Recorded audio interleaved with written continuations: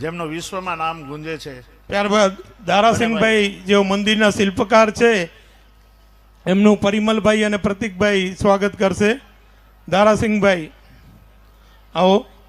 તો પરિમલભાઈ અને પ્રતિકભાઈને વિનંતી, આવી જાઓ, સ્ટેજ પર આ જઈએ. જેઓ મંદિરના શિલ્પકાર છે અને ખૂબ જ મહેનત કરી છે આ સિદ્ધેશ્વર મહાદેવના મંદિરના જીર્ણોદ્ધારમાં, એમનો ખૂબ મોટો ફાળો છે. આપણે દ્રષ્ટિ બેટા જલ્દી.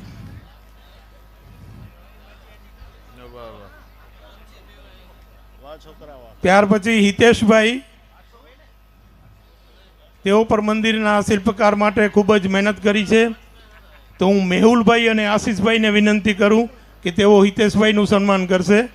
હિતેશભાઈ. દારાસિંહભાઈ છે, જે તમે સિદ્ધેશ્વર મહાદેવ જોઈ રહ્યા છો તે આખું મંદિર અપ ટુ ફર્સ્ટ થી એન્ડ સુધી ટોટલ જ કામ પથ્થરનું છે. જયપુરથી 150 કિલોમીટર દૂર તેનું ગામ છે દોસા, અને એ સિકંદરામાં આવ્યું છે ને હું એના ઘરે હોળીમાં જ જઈ આવ્યો છું પર્સનલી. અને એ લોકો બહુ મજાના ને સારા માણસો છે ને એને મેં બીજું કાંઈ જ નહોતું કીધું. મેં એને કીધું તું મેરે को मंदिर बनाना है, पर ऐसा बनाना है जो मैंने 2010 में मैंने नक्की किया था मैं मंदिर बनाऊंगा. मेरे पापा श्री को भी पता था और मेरे को भी पता था कि मंदिर बनाना है.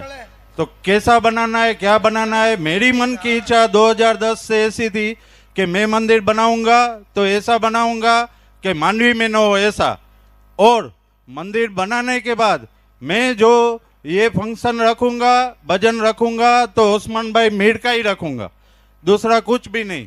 तो एक આપણે હું તમને એમ કહી શકું કે મંદિર બનાવવાવાળો એક લોકલ માણસ પણ મને મળ્યો હતો અને એ લોકલ માણસ એ બનાવ્યું પણ મને મજા ના આવી, મેં મૂકી દીધું. અને પછી મારો ખાસ મિત્ર હિતેશભાઈ રાણવાલા એ મને મળ્યો અને મને કે શું છે. મેં કીધું યાર મંદિર બનાવવું છે, કારીગર સારો જોઈએ છે મને. તો મને કે આપણા પાસે ટોપનો કારીગર છે રાજસ્થાની, મેં મંદિર એના આગળ બનાવ્યું છે એની ઓફિસમાં. તો મને કે હાલ તને આપણે મળીએ.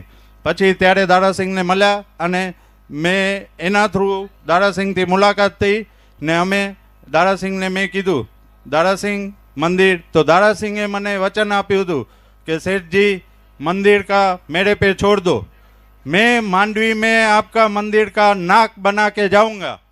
और ई આજે તમે સિદ્ધેશ્વર મહાદેવ જે કોઈ નથી કર્યા દર્શન, તો મને મારી વિનંતી છે બધા માંડવીની લોકપ્રિય જનતાને ફક્ત એકવાર ખાલી મંદિરના દર્શન કરજો તમે.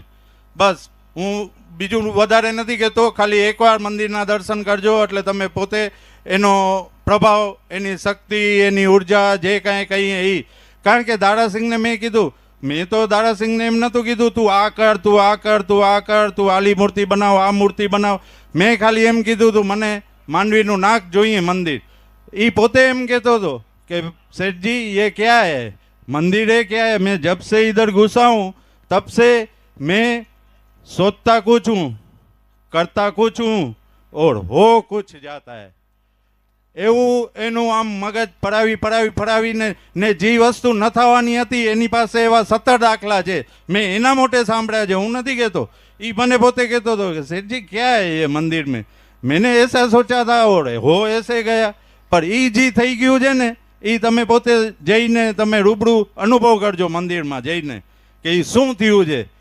એટલે મારી લોકપ્રિય જનતાને, માંડવીની જનતાને ભાવભીનું આમંત્રણ છે, ફક્ત એકવાર તમે મંદિરના દર્શન કરજો જેથી સિદ્ધેશ્વર મહાદેવ બધાની કામના સિદ્ધ કરશે એવી મને ખાતરી છે.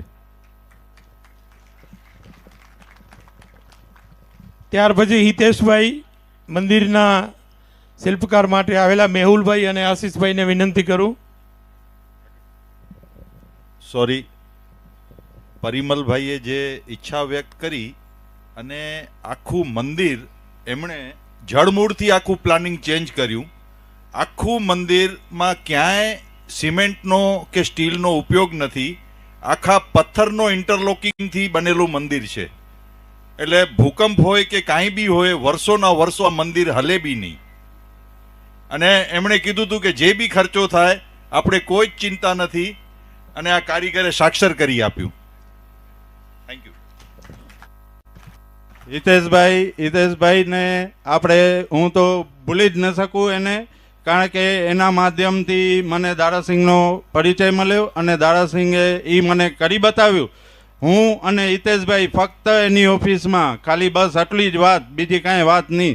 दारासिंह कीधु कि भाई हितेश भाई मेरे पे छोड़ दो, मैं मांडवी का नाक बना के निकलूंगा तो ने एने मने करी बताव्યું. હું ખુશ છું, બહુ ખુશ છું આજે એકદમ કે જી મારી 2010ની જે આશા હતી એ આજે મારી પૂરી થઈ છે.